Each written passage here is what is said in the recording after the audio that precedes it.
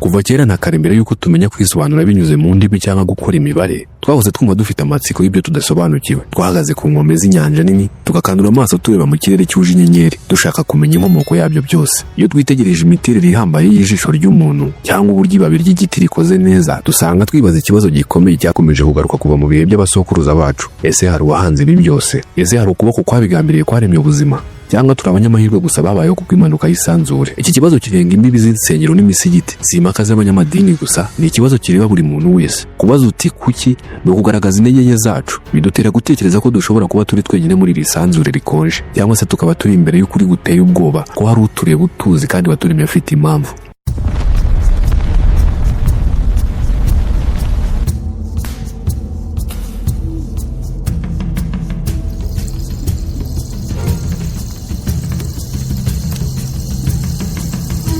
Okori Stories.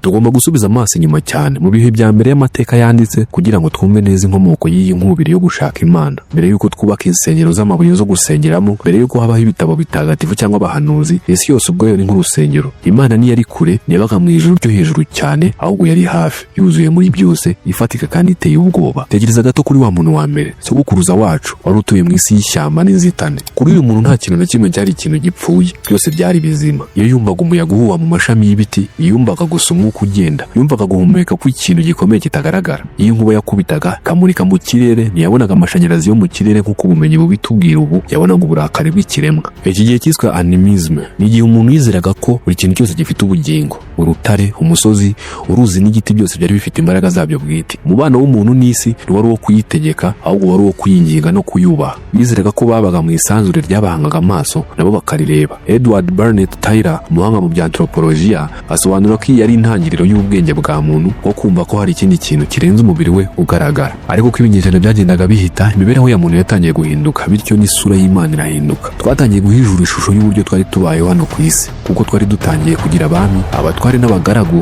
Twatekereje ko no mu isi y'imyuka ariko bimeze. Imana ntiyari ikiri imbaraga ziri hose gusa, ahubwo yabaye ubutegetsi. Imyuka yo mu ishyamba yahindutse imana nyinshi zifite amazina azwi n'inshingano zihariye. Mu bihugu bya kera nka Misiri, Ubugereki, Mesopotamiya n'Abaroma, imana zahawe isura z'abantu. Zararakaraga nkatwe, zikagira ishyari nkatwe, icyari gitandukanye nuko zari zifite ubushobozi burenze ubw'abantu. Mu bana wari uwo guhahirana. Iyo twahaga imana ibitambo, twakekaga ko zizaduhimura. Iyo twakurikizaga imigenzo, twakekaga ko tuzatsinda intambara. Yari nko kugura no kugurisha, ndaguha iki nawe umpe kiriya. Nyamara hari igihe cyageze ibintu birahinduka mu buryo budasubirwaho. Hagati y'umwaka wa 800 na 200 mbere ya Yezu Kristo, hari ikintu kidasanzwe cyabaye ku isi yose. Umuhanga w'umunyafilozofe w'umudage Karl Jaspers yakise Axial Age, cyangwa igihe cy'iminduramatwara y'ubwenge. Ni nk'aho isi yose yakangukiye rimwe. Abantu batangiye kwibaza ibibazo byimbitse kurusha ibyo kurya no kurokoka. Mu Bushinwa abagabo nka Confucius na Lao Tzu bigishije ko Imana nyayo cyangwa inzira nyayo iboneka mu ituze no mu bwumvikane. Mu Buhinde baretse guhanga amaso imana zo hanze, batangira kureba imbere mu mutima. Bavumbuye ko Imana cyangwa isoko y'ubuzima iri muri buri wese. Bavuze ko umwanzi w'umuntu atari imana zimurakariye, ahubwo ari ubujiji bwe bwite n'irari rye. Uburasirazuba bwo hagati, abahanuzi b'Abaheburayo nka Yesaya na Yeremiya bazanye impinduramatwara itari yarigeze ibaho. Bavuze ko Imana idashaka gusa ibitambo bitwikwa, ahubwo ishaka ubutabera. Naho mu Bugereki, Socrate na Plato batangiye gukoresha ubwenge n'isuzuma mu kwibaza kuri byose. Bose bageze ku mwanzuro umwe ukomeye. Basanze ko imbaraga nyazo ari ukwigarurira wowe ubwawe. Ariko se twavuga iki kuri Afurika yacu? Ese yari yaribagiranye muri uru rugendo rwo gushaka Imana? Oya, hano muri Afurika abantu bizeraga ko hejuru cyane hari Imana imwe rukumbi. Bizeraga ko iyi Imana ariyo yaremye byose, ishobora byose, kandi ariyo soko y'ubuzima bwose.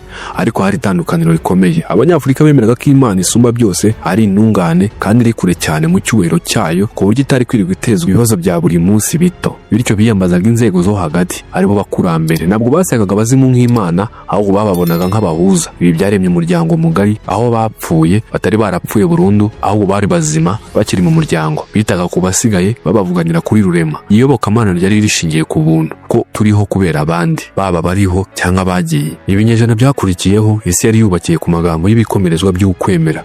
Ubumenyi bwari ubutegetsi, ariko bwari ubutegetsi bukingiranye inyuma z'inkuta ndende z'ibwami. Iyo washaka kumenya impamvu izuba ryimuka, ntiwarebaga muri telescope, warebaga mu byanditswe bitagatifu. Ibisubizo byose byari byaramaze kwandikwa. Wishidikanyaho, ntibyari ubucucu gusa, ahubwo byari icyaha gishobora no gutuma umanikwa cyangwa ugatwikwa. Ariko mu kinyejana cya 17 ibintu byongeye guhinduka. Igisekuru gishya cy'abatekereza, abagabo nka Galileo na Newton batinyutse kuzana igitekerezo giteye ubwoba. Baretse guhanga amaso ibyanditswe, batangira guhanga amaso inyenyeri bakoresheje ibirahure byabugenewe. Basimbuje imigenzo ubwenge. Babonye ko isanzure ridategekwa n'ibyifuzo by'imyuka, ahubwo ritegekwa n'amategeko adahinduka y'ubugenge. Ariko kukuvumbura ko ari gufite uruhande rubi. Uko ubumenyi bwagendaga busobanura byinshi, imirabyo, indwara, inyenyeri, uruhare rw'Imana rwagiye rugabanuka. Niba rukuruzi y'isi isobanura imigendere y'imibumbe, naho ibinyabuzima bigasobanura ubuzima, Imana yari isigaye ikora iki? Ibi byaharuriye inzira ubuhakanyi bwa none. Abatekereza baje gutangaza ko igitekerezo cy'Imana kidagikenewe kugira ngo dusobanure isi. Nyamara nubwo ubumenyi bwateye imbere, kuri miliyari z'abantu uyu munsi, Imana iracyafatwa nk'umuntu wita ku buzima bwabo. Muri iyi myumvire, Umuremyi si imbaraga zakuri, ahubwo n'uhoraho ufite ubushake wita ku buzima bw'abantu kandi ushobora kumva intimba y'umuntu. Ni Imana yumva. Isanzure si icyumba gikonje kirimo ubusa, ni inzu iyobowe n'uhari ushobora kuvugishwa no kumvwa. Abantu twashakirije hose, twarebye mu nyenyeri dusangamo imbaraga za rukuruzi, ntitwasangamo abamarayika. Twarebye mu mubiri, dusangamo uturemangingo na DNA, ntitwasangamo roho. Twapimye isanzure ryose rizwi, nta gihamya kigaragara utashidikanyaho, nta gihuru cyaka umuriro buri wese ashobora kubona nk'uko Mose byamugendekeye. Nta jwi rituruka mu ijuru rishobora gufatwa na mikoro. Kubera kubura ibimenyetso bifatika, abahanga mu by'ubwonko bahisemo kurebera ahandi hantu hatari mu kirere. Barebye mu mutwe w'umuntu. Muri laboratoire imwe muri Canada, Dr. Michel Persinger yibajije ikindi kibazo kidasanzwe. Yaravuze ati byagenda bite niba Imana itari hanze yacu, ahubwo ikaba iri mu mutwe wacu gusa? Yakoze ikintu yise ingofero ya Coren kugira ngo ikore ku bwonko ikoresheje imbaraga za rukuruzi. Ibyavuyemo byari biteye ubwoba. Abantu bambaye ya casque batangiye kumva ibintu bidasanzwe. Bamwe bakumva batari bonyine, abandi bakumva dayimoni, naho benshi cyane abari basanzwe bafite ukwemera bakavuga ko bumvisha Imana ibari iruhande. Persinger yashoboraga gukanda buto maze umuntu akumva Imana iraje, yayizimya Imana ikagenda. Umwanzuro we wabaye intsinzi ikomeye ku banyabwenge bashaka gusobanura byose bakoresheje ubumenyi. Yavuze ko Imana ari ikosa rya biology. Yavuze ko ubwenge buhanga ikindi kintu kugira ngo busobanure urujijo. Kuri Persinger, twaremye Imana atari uko turi ibiremwa by'umwuka, ahubwo nuko ubwonko bwacu bwabayeho kugira ngo buhumurize umuntu imbere y'urupfu. Ariko si bivuze ko Imana idahari. Hano hari ikibazo gikomeye ubumenyi bwananiwe kurenga. Reka dufate urugero rworoshye rwa radio. Tekereza ufite radio imbere yawe. Uramutse uyisambuye wabona inzira z'amashanyarazi n'ibyuma, ariko ntushobora kubona umuziki imbere muri izo nsinga. Ushobora gukubita ya radio hasi kameneka, umuziki ugaceceka. Ese ibyo bivuze ko umuziki wari uri muri radio? Oya, umuziki uturuka ahandi hantu. Abahanga benshi bavuga ko ubwonko bwacu bushobora kuba bumeze nka ya radio. Kuba Dr. Persinger ashobora gukora ku bwonko umuntu akumva Imana, bishobora kuba bitavuze ko ari uremye Imana, ahubwo afunguye antene y'ubwonko ituma umuntu yumva ibisanzwe bihari ariko tutabasha kumva buri munsi. Ubumenyi bushobora gusobanura uburyo imashini ikoramo, ariko ntibushobora gusobanura uwicaye muri iyo mashini. Niba turi amarobo akoze mu nyama gusa, niba turi uduce duto dufatanye nk'uko siyansi bivuga, kuki twiyumva? Kuki turizwa n'indirimbo nziza? Kuki dutanga ubuzima bwacu? Ibi nibyo bita ikibazo gikomeye cy'ubwenge. Ubumenyi bushobora kubona imikorere y'ubwonko iyo ubonye ibara ritukura, ariko ntibushobora gusobanura ubutukure ubwabwo uko wowe ubwumva. Hari ahantu ubumenyi butagera. Yaba Imana iba mu ijuru cyangwa itabaha, ikintu kimwe nashidikanywaho nuko igitekerezo cy'Imana cyahinduye isi mu buryo budasubirwaho. Iryo pfundo twubakiyeho imico myiza yacu ikomeye. Kwemera ikintu kiri hejuru yacu kitabera kandi kireba byose, nibyo byatumye imiryango itandukanye ihuza ikabamo ibihugu, igahuza abantu bataziranye bakagendera ku mategeko amwe.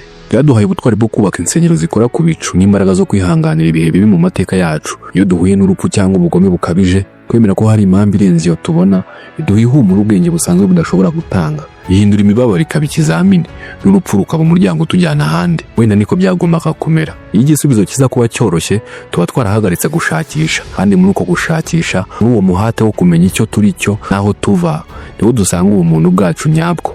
Turi abagenzi mu isanzure bashakisha inkomoko yabo. Wakoze kubana nanjye muri iki kiganiro cyimitse. Niba wungutse ikintu gishya cyangwa se niba wibajije ikibazo utari ufite, kora subscribe ugore no kuri ako kazogera kugira ngo utazacikwa n'ikiganiro cy'ubutaha, aho tuzakomeza gufungura amayobera menshi agiye atandukanye. Yari Nyicyamata ari kubwira ukuri kwishutazi. Dusubire ubutaha.